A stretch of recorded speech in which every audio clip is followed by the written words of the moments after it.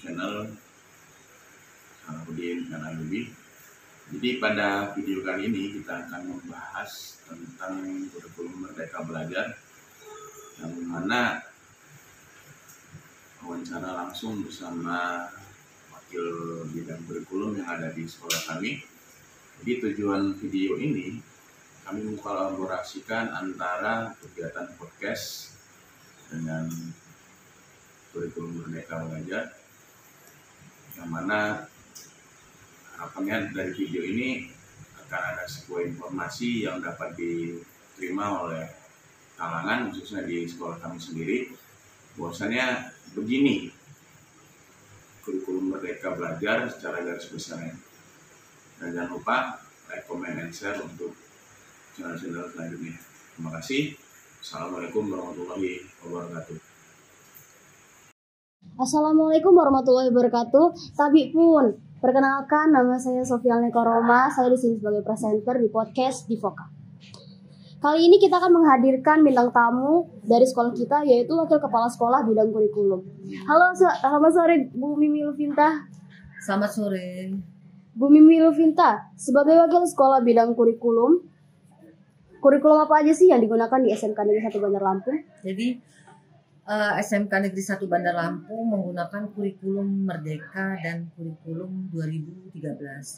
Kelas 10 dan kelas 11 menggunakan kurikulum Merdeka. Kemudian kelas 12 masih menggunakan kurikulum 2013. Sejak kapan kurikulum Merdeka ini diterapkan? Kurikulum Merdeka diterapkan di SMK 1, jadi mulai tahun ajaran 2021-2022, jadi 2 tahun yang lalu. Jadi SMK Negeri 1 ini baru 2 tahun ini menggunakan kurikulum Merdeka. Mengapa kita menggunakan kurikulum Merdeka? Karena SMK 1 ini adalah SMK PK, SMK Pusat Keunggulan. Jadi program pemerintah, jika dia sekolah PK, di sekolah pusat keunggulan, harus menggunakan kurikulum Merdeka, diharuskan menggunakan kurikulum Merdeka. Jadi SMK Negeri 1 Bandar Lampung ini sekolah pusat keunggulannya di bidang animasi. Jadi sekolah kita ini jurusan animasinya adalah sekolah PK, ya, pusat keunggulan. Jadi otomatis kita harus menggunakan kurikulum Merdeka. Jadi sudah 2 tahun ini, mulai tahun ajaran 2021-2022, kemudian tahun ajaran 2022-2023. Jadi kelas 10 dan kelas 11. Kemudian kelas 12-nya masih menggunakan kurikulum 2013. Kenapa kita harus menggunakan kurikulum Merdeka ini, Bu? Itu tadi pertamanya karena kita sekolah PK, makanya kita menggunakan kurikulum Merdeka. Nah, kemudian kurikulum 2013, kemarin kan kita pandemi 2 tahun ya, dari tahun 2020. Iya, 2020. Ya, kita pandemi kemarin itu menggunakan awalnya kita menggunakan kurikulum 2013. Kemudian waktu pandemi kita menggunakan kurikulum darurat karena kita daring. Nah, kurikulum darurat itu pemerintah mengeluarkan kurikulum darurat yang harus digunakan. Kemudian setelah itu proses perbaikan pembelajaran. Jadi proses recovery kita dari perpindahan dari kurikulum darurat ke setelah recovery ini, nah kita menggunakan kurikulum Merdeka. Jadi proses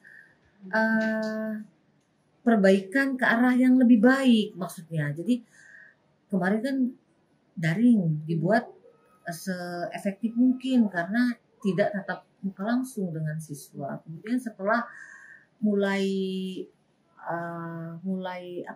corona mulai menyingkir, kemudian dunia pendidikan lebih aktif lagi. Kemudian pemerintah mengeluarkan kurikulum Merdeka. Tapi tidak diharuskan setiap sekolah itu menggunakan kurikulum Merdeka, tetapi bertahap. Karena kita sekolah PK, pusat keunggulan, jadi kita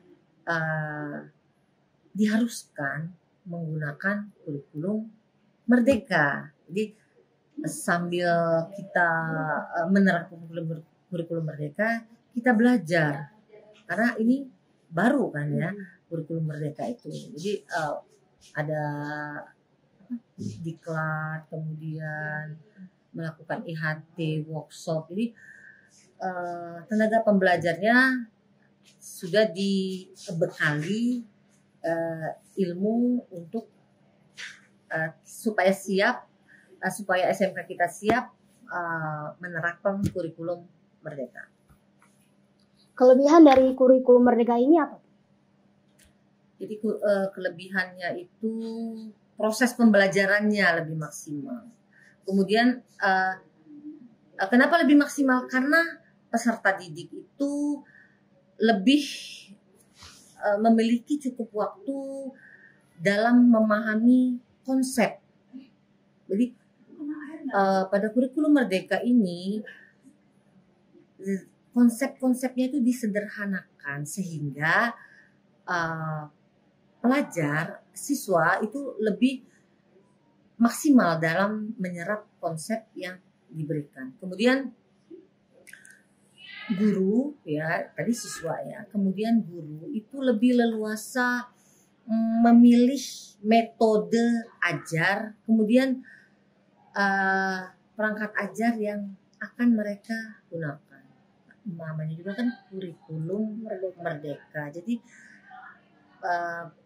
guru diberi kebebasan memilih metode ajar dan perangkat ajar yang akan digunakan, tetapi harus sesuai dengan capaian pembelajarannya. Jadi jangan asal-asalan, oh mentang-mentang saya merdeka belajar, jadi merdeka aja menggunakan apa saja yang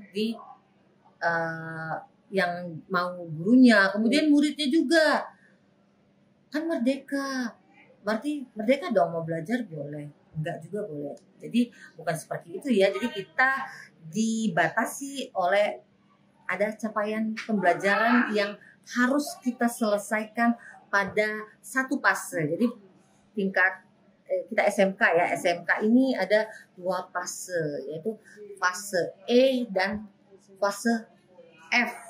Jadi pada setiap fase ini harus diselesaikan dulu. Contoh kelas 10 itu fase E, selesaikan dulu fase E. Jadi pada tingkat SMK itu ada 2 fase di kurikulum Merdeka, fase E dan fase F. Kemudian kompetensi esensialnya itu dikuatkan. Kemudian tujuan pembelajarannya lebih mendalam. Pada kurikulum 2 Merdeka itu tujuan pembelajarannya itu lebih mendalam. Pembelajarannya dibuat menyenangkan. Jadi siswa itu tidak dipaksakan untuk tidak dibebani dengan hal-hal yang memberatkan mereka. Jadi dibuat pembelajaran itu menyenangkan. Contoh di SMK kita ada mapel pilihan. Kalian kelas 11 ya. Ada mapel pilihan. Mapel pilihan itu ada yang lintas jurusan. Jadi contoh siswa jurusan DKV boleh memilih mapel di jurusan lain. Contoh namanya Sofi ya. Sofi suka masak gitu. Sofi boleh memilih mata pilihan di jurusan tata kuliner gitu. Jadi lintas jurusan. Jadi siswa itu diberi kebebasan untuk memilih minatnya. Jadi nggak harus jurusan animasi harus belajar animasi aja. Kalau kata anak zaman sekarang ketep ya kalau anak-anak ya. Ya gitu. Jadi boleh atau jurusan kuliner, suka fotografi, boleh dia memilih mapel pilihan yang ditawarkan di jurusan DKV, atau Sophie punya pacar di jurusan kuliner, boleh memilih pelajaran pilihan di jurusan kuliner. Jadi ada merdeka kan, kurikulum merdeka, jadi bebas memilih minatnya ya. Jadi konsentrasi ya, dan konsentrasi DKV boleh berminat di bidang lain dengan memilih mata pelajaran pilihan. Contoh jika sekolah itu menawarkan lintas jurusan ya, seperti itu. Kemudian pada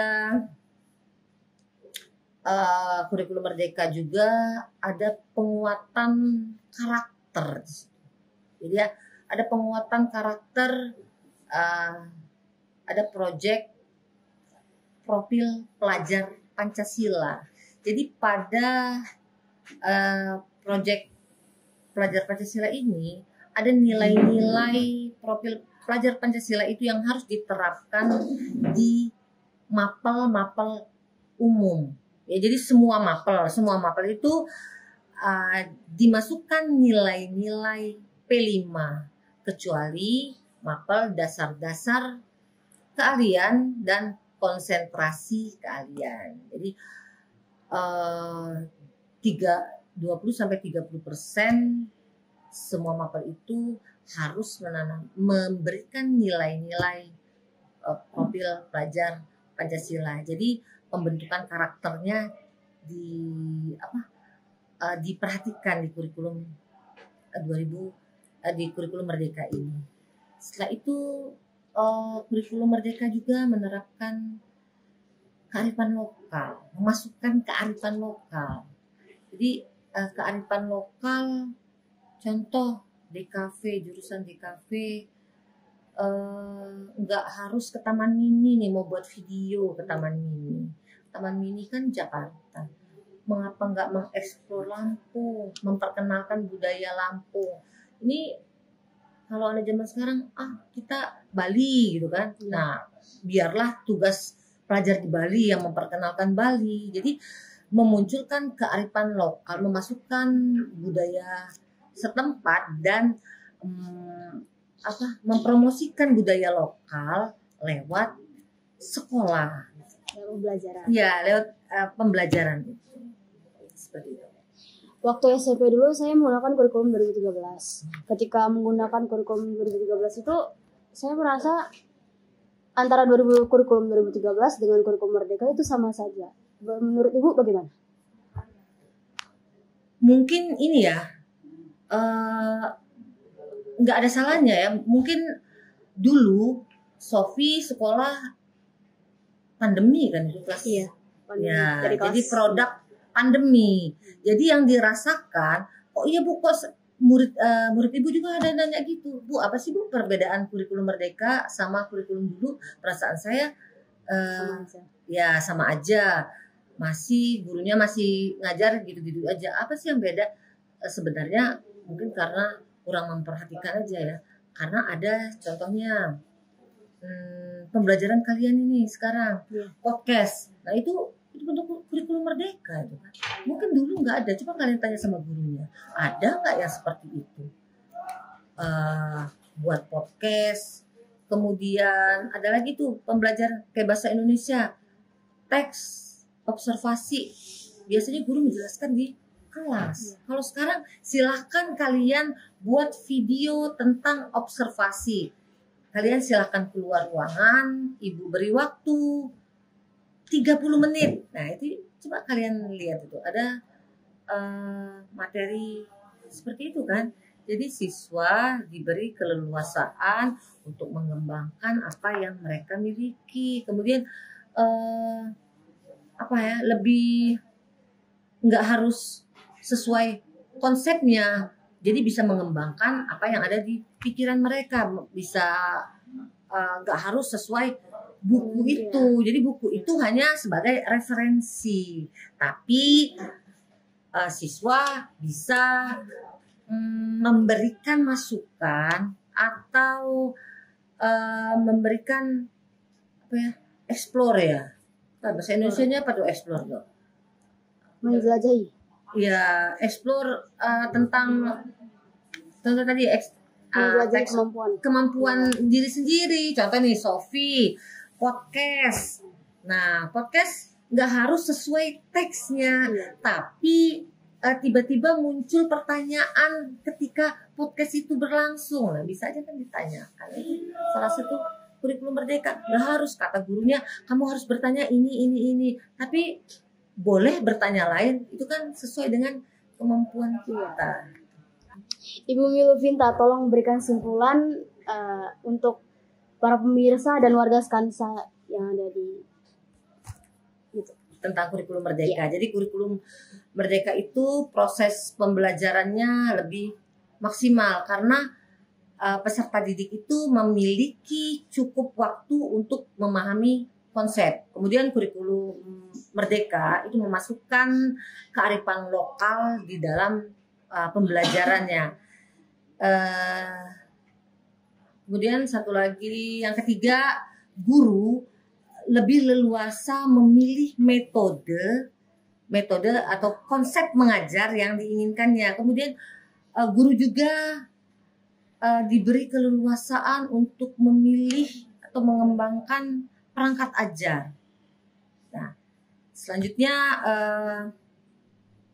kurikulum merdeka memasukkan nilai-nilai profil pelajar Pancasila di dalam proses pembelajaran. Jadi nilai P5 itu di dalam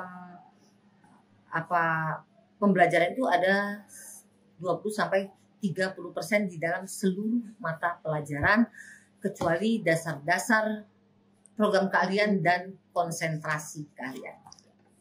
Terima kasih Ibu Miluvinta atas waktunya.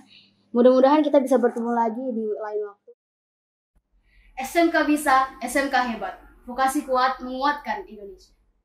Untuk pemirsa dimanapun berada, jangan lupa like, share, dan subscribe. Jika kalian ada saran dan kritik yang membangun untuk kami, bisa komen di bawah dan see you.